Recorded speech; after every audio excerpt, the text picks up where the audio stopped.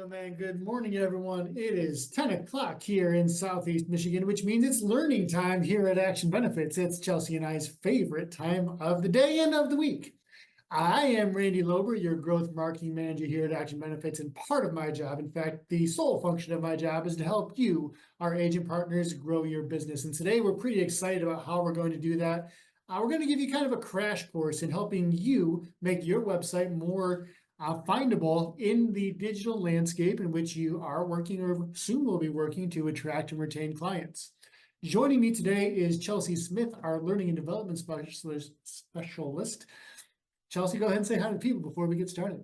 Hi, everyone. Thank you so much for spending some time today to benefit your agency and with us. We always love spending some time helping you explore some new ways to grow your business, maybe outside of the norm. I know a few of you in the audience today might be stepping out of your comfort zone a little bit with this new topic that you probably are new, kind of exploring for the first time, or maybe trying to decide if it's something you want to explore for the first time. So please ask any questions of us that you have.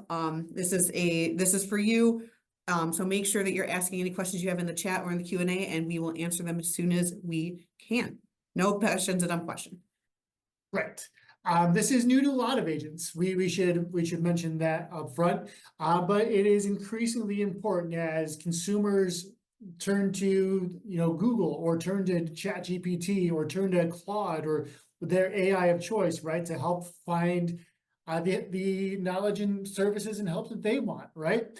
So being able to position yourself in the digital landscape, craft your digital presence in a way that makes you more findable and searchable, that's what this session is all about. And that's what everyone here at Action is willing and able to help you with, or at least one of the things we're willing and able to help you with here at Action. That said, we affectionately call this session Eat Your SEOs. There's lots of acronyms in that title, but SEOs, as we were talking, kind of sounded a little bit like a cereal, so that's why you have Cheerios on the screen. And don't worry, we'll define all these acronyms here as we go on here today, but that's where we're going here today. We're going to help you eat your SEOs and turn your website into a lead-driving powerhouse, or at least get one step closer that way. Two big things we want to accomplish today. One is we want to help you identify some key content guidelines for helping your website rank on Google. So what goes in, or what kind of stuff should you write? What are some things you should make sure that appear on or in your website, just from like a readability, education standpoint. So we'll focus on that. And we'll also look at a few key technical guidelines for helping your website rank on Google. We should point out that because this is very much a beginner session, we're not going to go knee deep, elbow deep, any kind of real depth there in terms of like what you'll need to know how to program a website or anything else like that. Just some things to keep in mind as you are crafting a blog entry that really help you organize information, help robots organize your information. We'll talk about robots here in a minute, and ultimately help end users, the people who might be searching for your website, use that information here as well. There's a few tips and tricks for surfacing that. But right now, we want to get a sense of who is here with us in the room today. It'll help us craft and adjust our talking points as we go through today's session. We'd like to know which of these statements best describes you. Is it A, I don't yet have a website? B, you have a website, but no one is visiting? C, I have a website, but not enough people are visiting? Or D, my website exceeds my expectations. It's doing everything I need it to do. Go ahead and put the letter that matches your experience in the chat.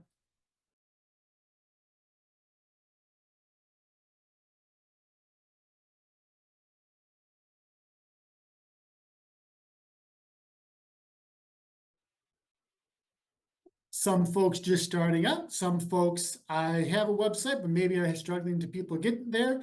But no one yet has answered D, right? That your website exceeds your expectations. And that's great because you're in the right place. If you want to turn your website or make your website take the next best step to generating leads for you, this is an excellent opportunity for you.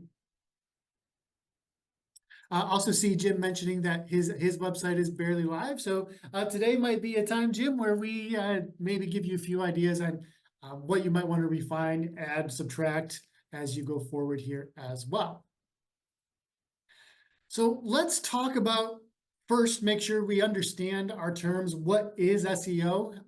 Why does it matter? Why did Chelsea and I feel really good about the pun we paid in the title and the whole SEO thing? Let's dig in there just a moment. What we want to talk about today is a practice called search engine optimization, SEO. You see the letters there in bold. And all we're really talking about throughout today is some simple strategies to improve your website so it ranks higher when users search for your key topics. Now, every firm, every agency, every person in the country with the website is trying to do this in some way or another. We want to kind of give you the crash course on how to do that for your website and make sure that when people are looking for health insurance agent near me or Medicare advisor near me or whatever the case might be, whatever they're looking for, it's easier for them to find you. We want you to climb higher and higher up those Google search results or in those ChatGPT answer results. So people come to you rather than all the people with like millions of dollars for a marketing budget. And it is indeed possible. So how do we do that first? We're going to start talking with EEAT. These are some of the content guidelines, come straight from Google about what they look for when they're evaluating websites. And Google's a pretty good, important place to rank your website here. 4 big things that you, as you're crafting your content, should be aware of. Insurance, banking, finance, things like that are referred to in Googleese as your money or your life brands, things that are really important, right? Where a consumer makes a decision that really, controls their finances, impacts lifestyle choices and things like that. And so because you work in health insurance, I'm assuming you do because you're here, Google places a little bit extra scrutiny on your website than it does like on a food blogger or something like that.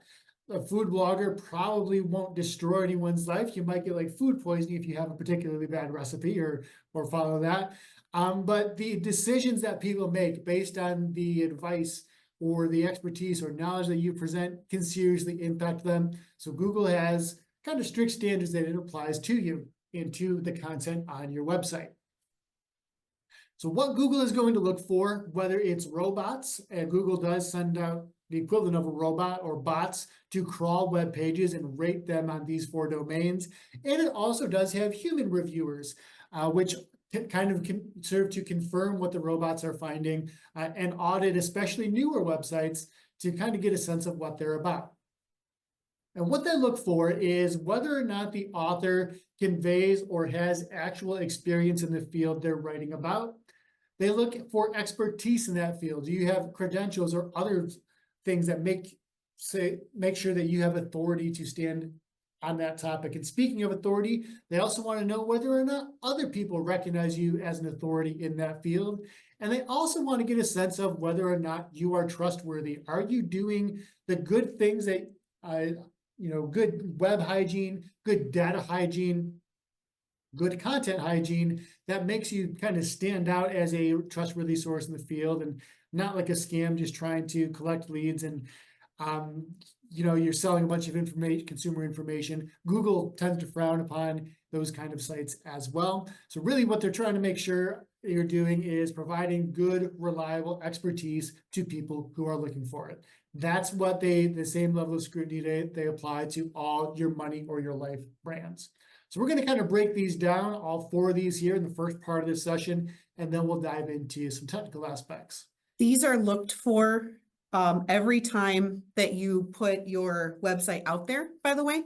So crawling happens right when you hit that submit, when you hit that post and it goes out there. And that happens every time that you change something on your website. So I always like to tell people to keep that in mind, that the target for SEO isn't like constantly every second moving, but it does move to some extent as your website is going to age and as your target's changing and as Google changes what it's looking for. So keep in mind when you're making your website, not only is it not something that you push the button once and go, oh, I'm done, I never have to think about this again. You do have to think about it again. You do have to update it. And the other thing I like to think is you're not married to whatever you put up there the first time. So if you're not getting the results you're looking for right away in any of these categories, always feel free to just go back and try again. Every time that you hit that submit, Google will recrawl, which is just have a robot reread it again and see what other things you've changed or are done better to get more people in front of you. So never think like, oh, this is it. I have to get it right the very first time. You have multiple tries. Yes, you do. And that's an important thing to remember, is keeping content fresh, whether it's publishing new content or tweaking some words on your existing pages. The more often you are publishing or the more often you are changing something, the more attention you get from Google, because it also sees that you're an active expert or authority in the field, and will use that to influence where you appear on the search results as well. Excellent reminder, Chelsea, and probably something that deserved its own slide now that we're here talking about it. But let's get a sense of experience. Which of these two folks on your screen here probably has more firsthand experience with hiking? So which is Google more likely to trust? Maybe if you are on a website search about hiking, give me an answer either left or right, A or B in the chat. Who has more firsthand experience? Whose experience would you rely on if you were looking for information about hiking? Yes, Bear Grylls, absolutely. What are some other thoughts? Left, right, left, right? You're not looking at the couch potato, right? So Google, like I said, does weigh people who have some demonstrable experience within that field. So your challenge as an insurance agent is, well, how do I demonstrate that experience to Google? And there's a few ways you can do that. The first thing you can do, and I should mention that you always need to protect privacy when doing this, but you can always provide firsthand accounts of the challenges, the problems that you're solving for your customers. This can come by way of blog entries, where it's kind of like a little bit of a diary of how you tackle that problem, or you can do it with reviews, which we'll talk about here in just a moment. But in those firsthand accounts, maybe, just for some ideas for you to write about, maybe it is those service wins, or maybe you found a client that didn't have enough coverage and you presented another solution, and man, that really saved their bacon when the worst occurred for them. Or maybe you did present that coverage up front. Maybe you presented that hospital indemnity plan up front. They enrolled, but later had a hospital stay, and they came back to you and said, man, I would have had to pay $2,400 out of pocket for that hospital stay. But thanks to your kind work, agent so-and-so, I didn't have to. So kind of a longer form testimonial about the good work that you do. You could also, and just not leave it confined to insurance, you could also talk about your experience as a small business owner. What successes are you having, and even what struggles are you having? And not necessarily saying that you want to put like all your financial struggles out there or anything of the course if you're having any.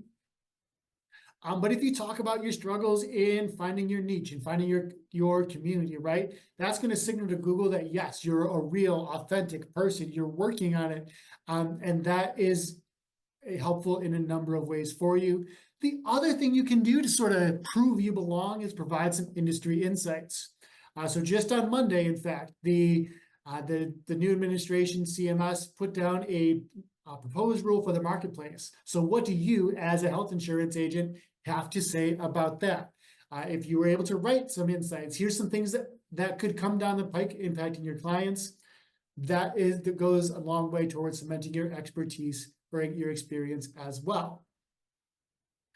For reviews, again, you can always rely on your consumers to help you out here. So just like you ask for leads at the end of referrals at the end of calls or contacts or so on and so forth, you can also ask them to leave a review. And we should point out that Google tends to favor reviews left on your Google My Business page. And if you don't have one, let Chelsea and I know. We'll help you walk you through that. And the Google My Business page is like when you search your business, it's that little right-hand sidebar that shows your address, your phone number, and reviews left on your business. That's the sort of page we're talking about there. And Google does give a lot of weight, again, to when consumers leave those reviews and how often they leave those reviews and whether or not those are positive reviews. The other things you can do to sort of demonstrate your experience is share your original photos and video content.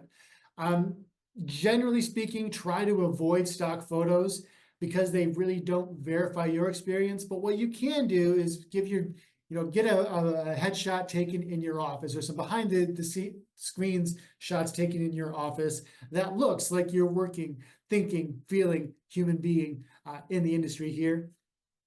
The other things you can do are share some behind the scenes content, right? So a lot of people love pets, right? If you have your pet come to the office and he's the chief happiness officer for the day, or she is the chief happiness officer for the day, and you have the video walking around, but you're also there, you can show that you're an experienced agent. That kind of content goes a long way too, even though it's a little more fluffy. It again shows your real experience in the industry. Photos of you interacting in the community too, great idea. Yes. You in the community, so you talking with local business owners, or one agent that we work with, she works in employee benefits, for example, and what she has done actually is made a video series where she goes out and talks to other businesses, restaurant owners and such in the field, and really, or in her local area, and tries to highlight, their experience, highlight something about their business. It's a good way for them both to get publicity as they share that content back and forth. The other thing you can do here is educate, educate, educate. Only really an experienced insurance agent or a licensed insurance agent can talk with credibility about HMO versus PPO, right? Or whether we should go the Medicare Advantage or Medicare Supplement route, or Medicare Supplement Plan G versus Plan N. All of that educational content, again, showcases your experience and really, again, highlights you as a real professional in the field. So this experience category is all about verifying that you have worked in the field and you've been there before. The second E in the EAT acronym is expertise. So as we look around, which of these two folks likely has greater mechanical expertise? Who would you trust more to fix your car? Right, left, A, B. What are you thinking here? The one on the right looks like me when I start trying to fix my car, and then I get stuck, and then I call my dad. Right. And then my dad also sometimes looks like the one on the right. And then it's for the time to call in the experts. And that's when my car's already taken apart too. Right. Then you have no way to get it anywhere. But there you go.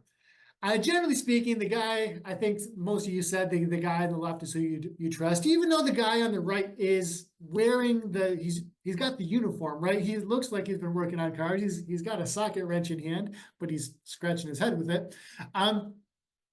So he looks the part, but he doesn't actually play the part. The guy on the left gives you a little more gravitas, right? He's definitely maybe more of a shade tree mechanic. He's looking maybe around the junkyard finding parts.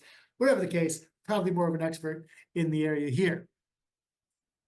And when Google looks for expertise, they want you to be the guy that's on the left side. You don't have to walk around in your tank tops, but you do have to show that you know what you're talking about. And that you do that by providing deep and accurate content. And again, this is where your educational or explanatory content comes in. So if you explain, here's the difference between a copay, coinsurance, deductible, out-of-pocket maximum on your website, that's a good bonus.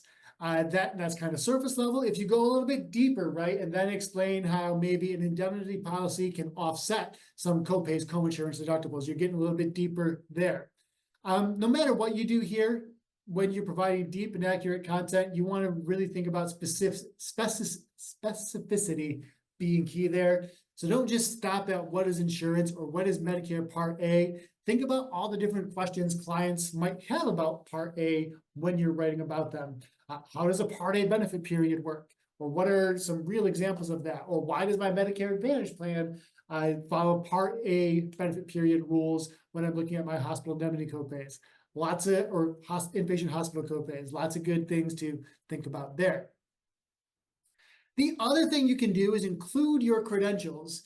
So always, of course, state that you're a licensed agent. That, gives you a little badge of expertise you can wear.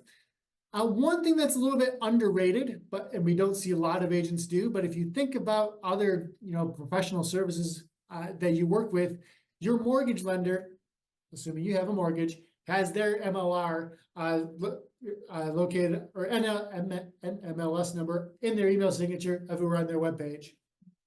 You, including your NPN, again, sort of gives you that authority, that gravitas. It gives you the, your consumers, should they so choose, can go look up your NPN and see that, yes, you are a real bona fide insurance agent. Google, should they so choose, can go, their bots can go crawl that and look and see that you are a real bona fide insurance agent.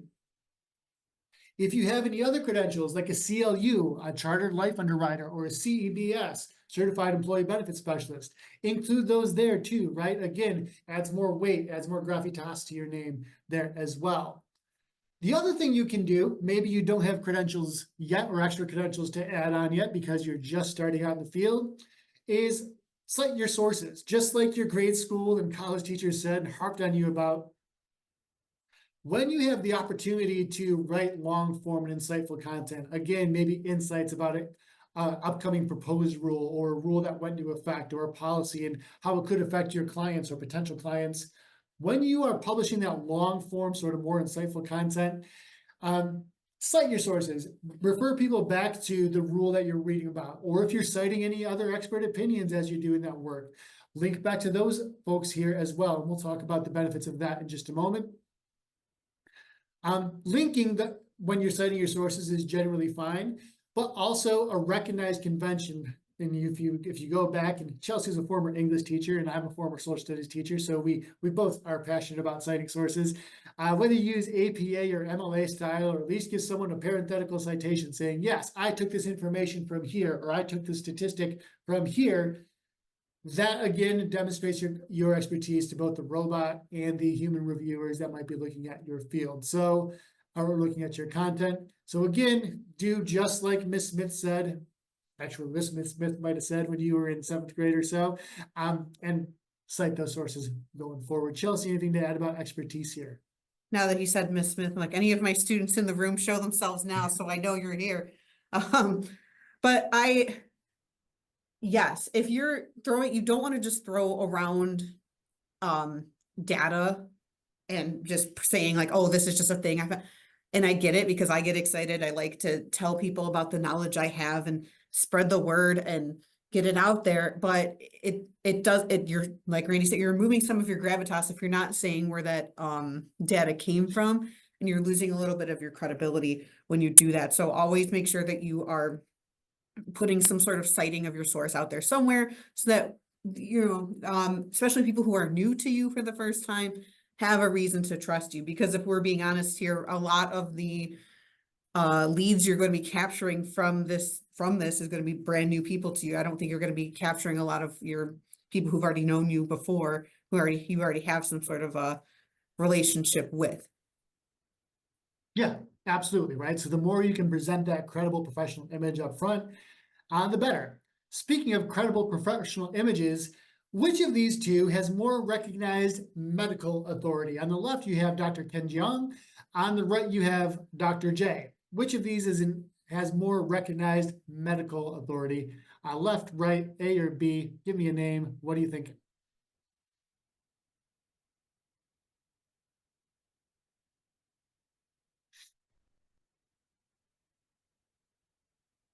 Yeah, and certainly, again, the actual doctor here, right? Dr. J, not in fact a doctor, just a nickname that we've given to him over time, of course, or that he earned over time.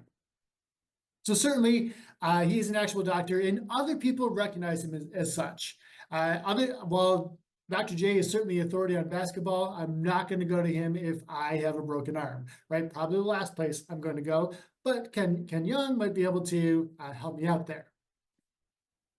So, and that's what authority is all about, is do other people recognize you as an expert in the field? So how do you do that? First of all, consistently publishing high quality content gives Google and gives people more opportunities to see, recognize, and link to your content. So when people say, oh, that's interesting, I'm going to share it with my friends. Every time they share that with you, of course, you get the actual person there, but Google also, through technology magic, looks at how many times one of your pages are linked or shared across the internet. And the more traffic that's driven there through those outside sources, the higher your page will move up the rankings. The second thing is, and this really relies on your networking skills as much as it does your writing skills, is earning coverage and mentions from respected individuals and local media. And the reason you do that is because you're looking for something called a backlink. Other people to link, you want other people, other firms, other organizations to link back to your website, and again, give you credit in Google's eyes for being an authority on the field. So the higher quality and more quality sites that link to your website or a specific page on your website, the better. Generally speaking, though, to break a few of your hearts, social media links don't count in that formula, so you can't really cheat it that way. You have to actually be linked from someone else's website to your website. So where do you start? You look at local and industry news, local industry publications, websites, blogs, those sorts of things. Also, we should point out that mentions of your agency by a well-known publication will also help. So I use this as a good example. If you work on the West Side at all, or if you've attended any trainings by Priority Health, you know Emily Martins. And if you follow Emily Martins on LinkedIn, she's one of their agent reps in the under 65 market. If you follow her on LinkedIn, you always see she's on the Grand Rapids news channels. And yes, that builds her personal profile, but it also builds authority for Priority Health whenever their website gets linked from that news channel. So the analog there is maybe you're not working in Grand Rapids, but maybe you have local news stations that could be you can talk to and share your insights about health insurance or the health insurance industry, especially around open enrollment periods, or if they could link an article that you've written, lots of good opportunity for you there. We should also mention that backlinks don't necessarily have to come from within the industry, although that is good news. If you can make the front page of the New York Times, the Detroit Free Press, that's a huge boost, right? One of the ways, sneakily, our own website here at Action Benefits has built some of its authority is because Meg Lambert, who is our controller, director of finance, or vice president of finance, also serves on the board at Oakland Community College. She's on the board that oversees all their operations. And OCC links back to us. So both of us are credible websites in our respective domains, but because we're both credible and we're linking back to each other, Google sees both of us, again, as reputable organizations and lifts our content up a little bit higher, even though it's outside of both of our traditional domains. I will say these can be I can speak from personal experience. These can be kind of difficult to get. I noticed a question in the chat, Jim, and I'm glad you asked, because that was kind of where I was going to take my little 2 cents here. But yes, so NABIB would count. The question was, would you count NABIB or the Chamber of Commerce membership links in that? It's better than nothing. But they can be so specific as to what might count towards your backlinking and what doesn't. So when NABIB, for instance, when we sponsor like a NABIB event, they will post our logo and they will shout out our LinkedIn profile account. That doesn't count. That's just them being nice to us, which is awesome. I'm glad they do it. I'm not trying to say it's bad, but it's helpful, but it's not as helpful as like if NABIB were to go onto their website and say, hey, check out Action Benefits' website for your FMO needs. And then there is a clickable link to get to our website from NABIB's website. Right. So that's a little different. So technically, like the things that NABIB does for us is not actually backlinking. It's just kind of boosting our visibility using their website. Hope that answers your question. Yeah, and so to put a bow on it, yes, Chamber of Commerce links can be a great help. So if you are joining local chambers of commerce, they usually have a member directory, and that will link back to your website. that will certainly help as soon as as soon or while you're building here in the initial stages, and then you'll want to get more and more as you go. But also don't feel limited to only your like local city chamber of commerce. There's regional chambers of commerce. There's state chambers of commerce that you might be able to join. So lots of different ways and organizations you can use to kind of leverage that and earn that backlink fairly cheaply. I purposely also mentioned the community links earlier. So that I could piggyback onto this. Those community relationships, again, can be so important, especially if you are someone who is trying to get local business, because those businesses can backlink to each other. You can backlink to, maybe you have someone who, last Chamber of Commerce meeting we went to, we met with someone who was trying to do something with their foot doctor industry, and that could be a great place to start with your backlinking, because people who are asking for help with foot doctor stuff might also want help with their health insurance, and that might be a great way to get those links started for your business and for theirs. Right. Think of backlinking, I guess, in general as really publicly networking, right? Showing that you are connected with that organization, and the two of your organizations committing to demonstrate that. Fourth example, we're talking about the T in EAT. Which website is more trustworthy, the one on the left or the one on the right? I have a feeling what you're going to answer here, but you are saying, of course, left, right? Costco, well-named brand. And there's lots of things I can do here, right? I can manage my order, chat to their support site, give us a call. If I were to click around on there, lots of different things I can see, do, interact with. I know it's a real organization that is taking care of me. On the right, I've got the pop-up that you are the 100,000th visitor of the day and you want to claim your winnings. Hope you're not clicking on those. Also, friendly reminder, remind your parents not to click on those too. No matter where they pop up, no one has $1 million to give them. But how do we know that? How does Google know that? How do you know what a trustworthy website is? What Google looks for is wanting to make sure that, first of all, you have both accessible and accurate contact information. So over time, Google will try to occasionally use its bots to either give you a call or send an email or use its own Google magic to verify that the email address you list works.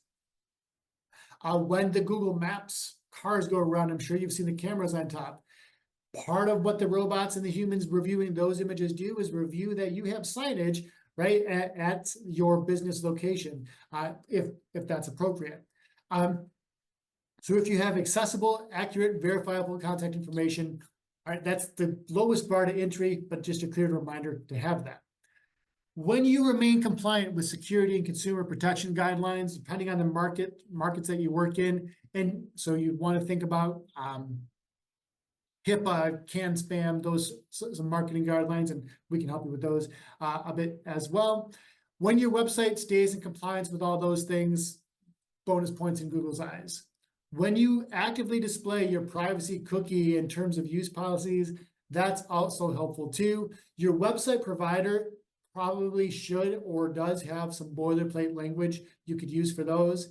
Your legal counsel might also have some boilerplate language you might be able to use for those as well.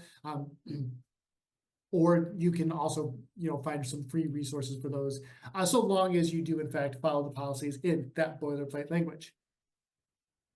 If you have any advertising relationships, and this is tough for you to do in the insurance industry, right? You may not have ads for any carriers or products on your specific website, but if you happen to have a food blog on the side, right? Or maybe a fitness blog on the side, you get advertisements from a local gym on your website.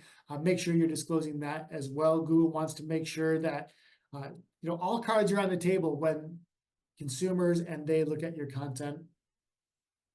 They also want to make sure your content is accessible, so you don't have pop-ups where you're constantly bombarding and asking people for information or to share things they don't want or putting ads they don't want in front of them. Google really does tend to favor a positive user experience, so they want to make sure people can see what it is you're seeing. And Google, again, also wants to make sure that you maintain positive reviews. It gives you more credibility in their eyes, more trustworthiness. If people have good things to say about you, surprise, that if they have bad things to say about you. Chelsea, anything to add about trustworthiness before we ask our audience a question here? There's so many ways you could establish this, and it's so hard to organize all the thoughts I have around it because there's so many ways you can go. I always try to err on saying, build your trustworthiness in ways that can like dual purpose, right? So whether that be copy and pasting any awards or any certifications you might have into somewhere in your homepage, awesome. That goes a little bit. But that doesn't really give you any more additional benefits other than it just being there. Writing those contents out. We're going to talk a little bit more in a couple slides about how to create some of that longer form content. But that is a great way to establish your trustworthiness, because not only is it showing Google you're trustworthy, it's also showing, like you said, your visitors of your website that you're trustworthy as well. Mm-hmm. We have a quick question for you all, though. We've talked a little bit here in the last, 30 minutes or so, giving you this content crash course. What do you see as the most important thing or things to remember about those content guidelines we talked about up top? What is helpful for you? What's the one or two things you're going to take away going forward as you go to work on your own websites or refine your websites?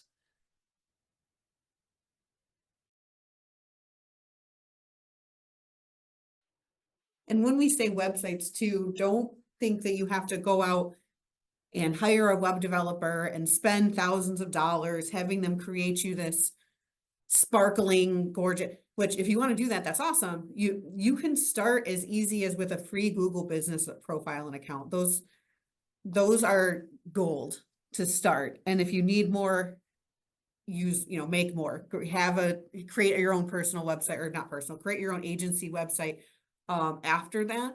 But it doesn't, most of the things we're talking about can be accomplished just with a Google Business profile. Sorry, had trouble unmuting myself, but absolutely. And the idea of establishing credibility, making sure you're accessible, all of that can be done with either free or no cost tools. And again, if you need help finding what could work for your business, let Chelsea and I know. We're happy to consult with you on that here as well. We also want to talk some about some technical tweaks that you might want to make here up front. These are some ways, and we're not going to get deep in the nuts and bolts here, just some high level things you can think about as you're writing or organizing content that can help people find you. First thing we want to do, though, is make sure that Google knows your website exists. So one bit of homework for you is to search your website name. So if you were to look for the m1agency.com in the Google search bar, not the address bar, you'd want to know whether or not Google knows you exist. And if it doesn't, again, let us know. We can help you solve that problem. But that's the first step, right? You want to make sure that search engines, the people that, the software that's going to serve you up to people knows you exist. That's kind of the barrier to entry here, the lowest bar to entry here. But other than that, you also want to see what comes up when Google displays your website, when you're looking specifically for your agency name. And there's two things you want to look at. And these are two things you can control on any web page, whether it's one of your core web pages or a blog that you publish. You can always have control over your heading, and you always have control over your metadata or meta description. The heading is key, right? It tells robots and humans alike what your web page is about. It will help Google and its robots categorize your website to see what you're writing about and figuring out what information is, how to serve that and organize that. It also lets consumers know whether or not that's a website they want to click on. The metadata here, you also have control over when you are crafting your website and your web content. These are short and sweet, but they're descriptions about either what you do on that page or what you're going to educate folks about on that page and those sorts of things. The more specific and the more narrow you can make some of those ideas, especially in the metadata, the more it may resonate with consumers, the better chances are they're going to click on that. So think long and if this is like the front door, before people even get into your website, this is how they decide whether or not you're even worth clicking on in the first place. This is a really good spot to spend some of your attention. Make sure it's clear and specific what a consumer will get when they come to visit you. When you get into the web page, you also want to think about how your headers are organized here as well. Robots and humans alike, we both try to make sense of what a page is about with the least amount of effort possible. This is how we organize things. It's how we decide what we want to read and how much we want to read and whether I'm going to skim this, skip that, read that in depth. So every page you have, and as you're building your content, every page should have only one H1 tag or heading 1 tag. And that's going to be your title. This here, the header 1 or the H1 is also what's going to display over here on the heading for this tab. And that's true no matter what web service provider you're using. So this is, or website provider you're using here as well. So this is key, right? That communicates to both robots and Google's, robots and humans rather, Googlers, the big topics you're going to be talking about here. Your subheadings, your heading 2s, your heading 3s, are also important because they signal to human readers, again, as we're scanning whether or not we're interested. They also signal to robot readers what the page is about. Now, again, the robot in humans will read your individual content here as well to make sure it aligns and gives them what they thought they were, getting into for. But if you were to start with simple tweaks to content you already have, taking a look at your headings is a great place to go with. Bonus points, though, if you can tastefully use and reuse some of the keywords that you're looking for in your headers. Like, for example, we reuse low income subsidy both in the H1 and H2 here. That tells users that that's a site they're interested in, or that's what this page is about. So that's what you're going to get when you come here. A second quick tip is internal links. So when you link to other pages on your website, when you link to your, maybe you have a page where you have your products and carriers listed, and that links over to your contact page, or you have a page, a blog entry, right? And it links back to a previous blog you've written. Those internal links help robots, again, find their way around and see that you have a depth and breadth of expertise about a topic. But it also makes it easier for humans to get lost in your content as well, so to speak, and to figure out that, yeah, you're an expert and you're the person they want to talk to. The one technical tip I have here though, is when you are making those internal links, you're linking back to other content, always use descriptive text. Tell people what they're going to get. Tell the robot what it's going to click when they click there, not click here. Google tends to reward at a high level this very descriptive text about what you're going to click. So this article goes over to where we talked about the Part B premiums for the year. So always make sure you're being upfront. You're telling people exactly what they're going to get when they click on that link. Kind of a credibility thing too. You don't want to click on, if you're a savvy internet user, you're not clicking on just words that say click here unless you know where you're going to end up after you click it. Right. In the last few moments here, we also want to give you a few words about keywords. And keywords we should mention are those things that users type into Google or whatever's their search engine or chat GPT engine of choice is. It's doing so. They type in the question and then Google serves up those topics based on how well you write about those keywords or whatever specific keyword they're writing for. So I ask you this question. Which search do you think people more commonly search for? Is it ABC Health Insurance Agency, where ABC Health Insurance Agency is the name of your agency, or do they search for health insurance agent near me? What are you thinking? Give me an A or a B, left or a right. What are people searching for here? I know what I do. And I think it's interesting to look at this point and see that this is a good spot to think about, like how when someone who doesn't really know the market or know about health insurance or know about what they're looking for on the internet. They're not going to have that jargon that we do to know what they're looking for. They're just gonna type in the first word or the generalized word of what they understand and then take it from there. Yeah, and you're exactly right, Jim. Google will autofill some of this based on what the other consumers, other searchers have put in here as well. So while it's nice to plaster your name and agency all over your website, right? I should know what your agency is. People aren't looking for you by name when they Google, unless you're a really well-known household name. What they are looking for is help purchasing health insurance. So the more you can position your website in that light, rather than just I'm a health insurance agency, the more success you're going to have. So how do we get that done? You do that by writing to answer questions and containing terms that people search for. And the fancy jargon for this is using long tail keywords. And the reason we advocate for you all, for independent agents to write in this way rather than trying to just write health insurance over again is because the big guys like Blue Cross and all your national carriers, they've got the market cornered on health insurance. When I look for health insurance near me, I'm going to be served like 7 national carriers and maybe an agency or 2, right? But what those bigger agent or those carriers, what even larger agencies with multi-million marketing dollars aren't doing or can't do as well as you can is answer real questions that consumers have, right? For a variety of reasons. It's either too much work on their creative teams or it doesn't fit into all their brand guidelines or so on and so forth. But you don't have those restrictions of brand guidelines. You can kind of write about whatever it is that consumers might authentically be searching for.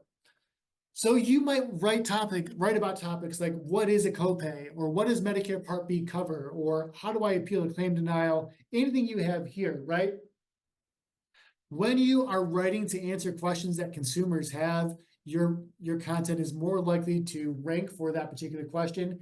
Granted, is it going to get as much traffic or pure search volume as something simple like health insurance? No, but what you will get is someone who wants to answer that question. And when you answer that specific question, they know you have that expertise. So they're more likely to call you when that need arises. The other thing we should point out here is when you're thinking, this doesn't have to be a giant exercise in brainstorming. You already have a wealth of experience, a wealth of knowledge to write about. Because you get questions during enrollments, during consultations, when you're servicing your clients here as well. So if you kind of keep like a running log of those most common questions you get and you write to answer those, or heck, even the weird ones you get, and write to answer those, there's going to be another consumer, another dozen consumers, another 100 or so consumers that might have had a similar issue, and they can come to you for that sort of expertise. But if you do have writer's block, or maybe you are just trying to establish yourself and you have not yet really answered those questions, there are some tools that you can use to get some guidance about what people also asked. And the website, by the way, is cleverly named Also Asked. But what it does is if you type in a question like, what does Medicare Part B cover? It gives you kind of a map of other questions here. So that are related to that other people have also Googled. So what is not covered by Part B, Medicare Part B, is related to that. And then you also get sub questions like, what does Part B never help pay for? So there's an article in there that you can write about. Part B will never cover these things for you. You could write about, is Medicare Part B mandatory at age 65? Well, not exactly. As insurance agents, you know that. And you could write about all those different permutations. So there's lots of ideas you could use to kind of jog your creative juices there.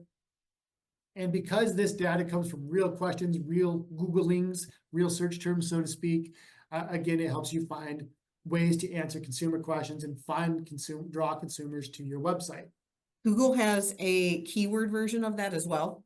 So if you're looking for similar keywords, you can do that.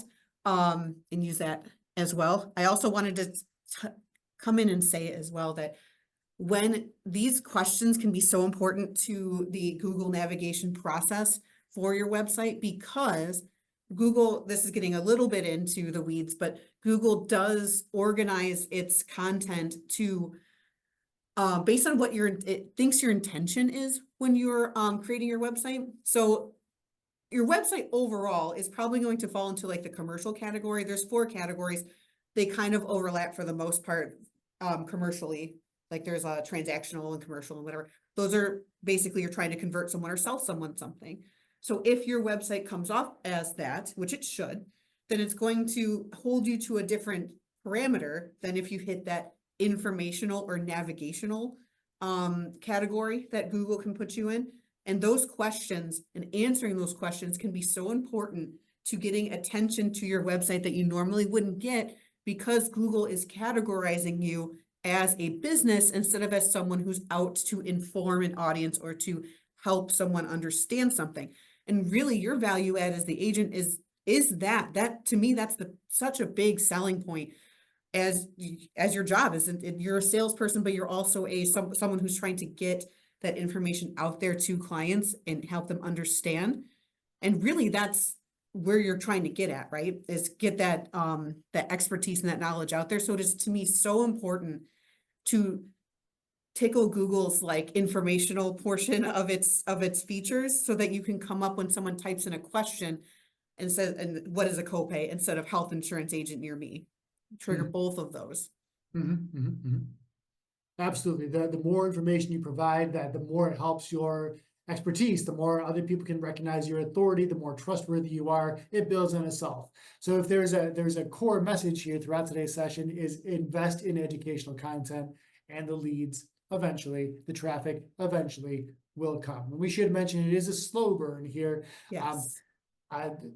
You want to think in the terms of measuring success over 90 days, 6 months, a year. Don't expect to publish one article and have immediate impact tomorrow. It takes some time for Google to figure out, even though it will crawl your page right away, it takes some time for Google to figure out exactly where it's going to put you in the hierarchy of the rankings here, so to speak. So we've spent 52 minutes so far here today talking about search engine optimization, how you can improve your website a little bit. There's 3 big takeaways we have for you. They are these. First, we always want to make sure that you create content that demonstrates your experience, expertise, authority, and trustworthiness, that EEAT. You also want to make sure that when you create anything, whenever you create anything, it's easily scannable by both human and robot alike. So that's the organization of your headings, right? Making sure they're really descriptive about where you're going to go. And the third thing is write how people talk or ask about insurance questions. The more conversational and human sounding you are, the more effort you make to inform, the better your page will perform. And even if you end up with 50 very specific 50 web pages or 50 blog pages on very specific or niche topics, I guarantee your website's going to outperform people with some bigger budgets or people who keep it broad and generic, because there's other people paying for those broad generic keywords. You're going to get more traffic by consistently answering those smaller niche questions and addressing those smaller consumer searches that really show that they're ready to learn about this and probably ready to enroll. Just while you were talking, I couldn't help it. I went and put health insurance into our keyword overview checker. The word health insurance as a keyword is 100% difficult. There's 246,000 people competing for it, and it costs $8.65 every time someone clicks on your ad if it was because of the word health insurance. And I went and typed in HMO versus PPO, which is still pretty broad, I think. That one was 66% difficult, 12% or 12,000 volume, and only cost $1.30 per click. Obviously, if you're not paying for ads, you don't care about the cost per click portion, but really just those little tweaks of making sure you're hitting health insurance as the broad topic, and then the HMO versus PPO of the gentler topic really can just do wonders in comparison to just one or the other. Yeah, absolutely. So the more narrow you can write, the higher quality and the less competition you'll have for those keywords. We also want to invite you to talk to us at any of these channels. You can always find us on LinkedIn at The Action Benefits Company. Email Chelsea and I at learning@actionbenefits.com. We're happy to answer any questions you might have or brainstorm some of the ideas you might have thought about here today. And you can always get a hold of us at our main line at 248-356-8585. All that said, ladies and gentlemen, thank you again for your time and attention here today. We always like spending time with you. All that said, ladies and gentlemen, it is close to the top of the hour. Chelsea, I, and the rest of the Action team are happy to support you with that or anything else you need from us. And please do enjoy the rest of your day. Here it looks like we're kind of edging into like our first real solid fake spring here in Southeast Michigan, and that's a good place to be. It's a good feeling. Friday's Enjoy supposed your to be so days. warm. I'm so excited. I know, right? Enjoy your days. Look forward to seeing all of you again soon. And again, let us know if you need anything else.